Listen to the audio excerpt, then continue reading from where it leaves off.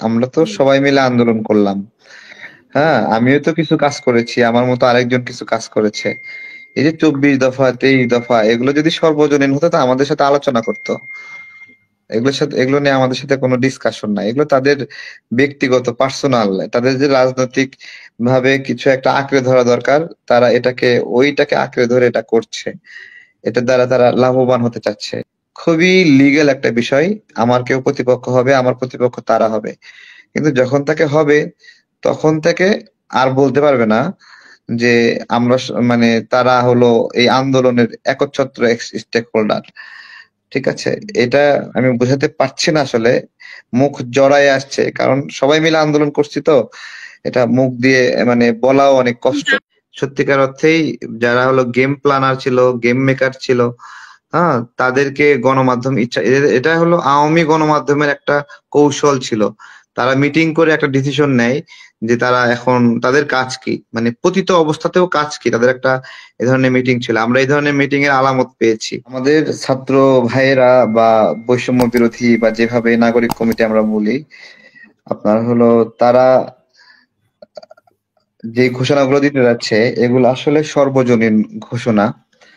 ধরেন আমরা যে আন্দোলনটা করলাম সবাই মিলে, ওই আন্দোলনের প্ল্যাটফর্ম যদি এখন ওইভাবেই থাকতো, হ্যাঁ? তাহলে একটা ঘোষণা হইতো।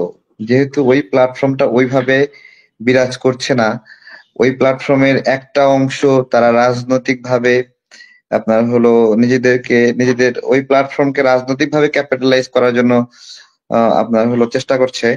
তো ফলে আপনার হলো এই ধরনের একটা অবকাঠামো বা এই ধরনের একটা ঘোষণাপত্র অথবা এই ধরনের ২৪ দফা বা যাই বললেন, এই ধরনের হইলে সেটা হবে তাদের রাজনৈতিক প্রক্রিয়ার একটা অংশ হবে। তো এটা সর্বজনীন হবে না। এই হুম। সর্বজনীন না হওয়ার জন্য রাজনৈতিক ইচ্ছাটা দায়ী আরকি। এখন তারা কি রাজনীতি করবে না? তাদের কি রাজনীতি করার অধিকার আছে না? তাদের রাজনীতি করার অধিকার আছে। হ্যাঁ, কিন্তু তাদেরও যে অনেক আগ্রহ আছে যে আন্দোলনের সবাইকে নিয়ে একটা সর্বজনীন আপনার এই ধরনের কাজ করবে, সে ধরনের কোনো আগ্রহ নাই। বেসিক্যালি মানে আন্দোলনের ফ্লেভারটা পুরোটা নিতে যাচ্ছে, কিন্তু সবাইকে নিতে যাচ্ছে না। এটা হলো গুরুত্বপূর্ণ। আর সবাইকে এই না নেওয়ার ফলে এটা হলো সবাই এটাকে স্বীকৃতি দেবে না। সবাই এটাকে তার স্বীকৃতি, তার অংশ মনে করবে মানে না। এটা সবাই খুবই বলতে কি স্বাভাবিক। বিভিন্ন দলের কথা বলছেন? বিভিন্ন দলের যে অংশগ্রহণ করেছে এই আন্দোলনে তাদের কথা বলছেন?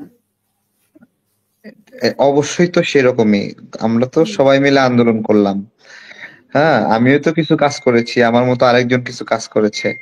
এই যে ২৪ দফা, ২৩ দফা এগুলো যদি সর্বজনীন হতো তো আমাদের সাথে আলোচনা করত।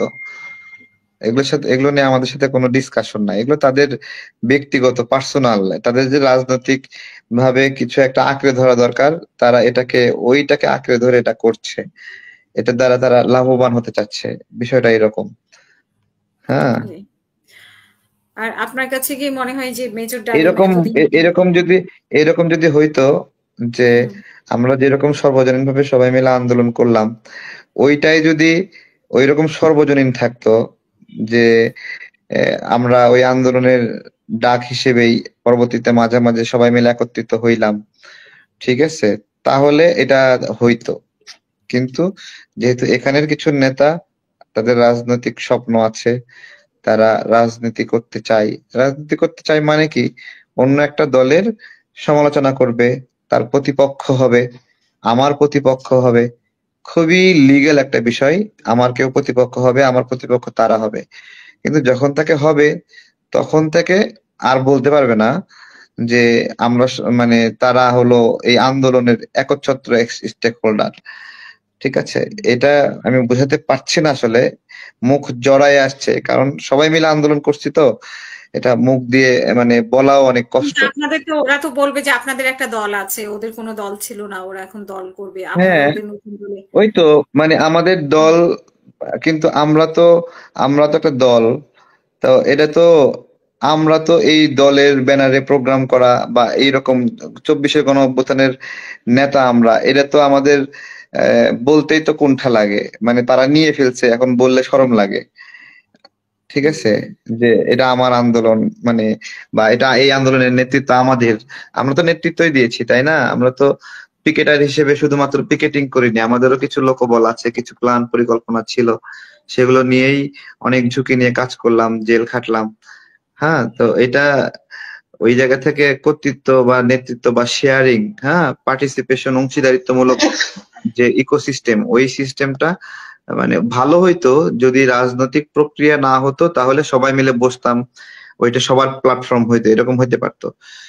এটা এটা হওয়ার তো জায়গাটা সংকীর্ণ হচ্ছে। এইখানে কেন বৈষম্য বিরোধী আন্দোলন, বৈষম্য বিরোধী এই ধরনের প্ল্যাটফর্ম কেন আবার বৈষম্য তৈরি হয়ে গেল 5ই আগস্টের পরে?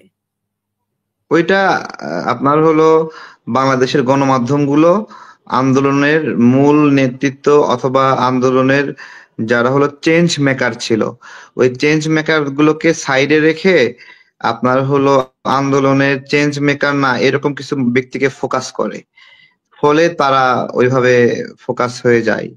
সত্যিকার অর্থেই যারা হলো গেম প্ল্যানার ছিল, গেম মেকার ছিল, হ্যাঁ, তাদেরকে গণমাধ্যম ইচ্ছা এটা হলো আওয়ামী গণমাধ্যমের একটা কৌশল ছিল।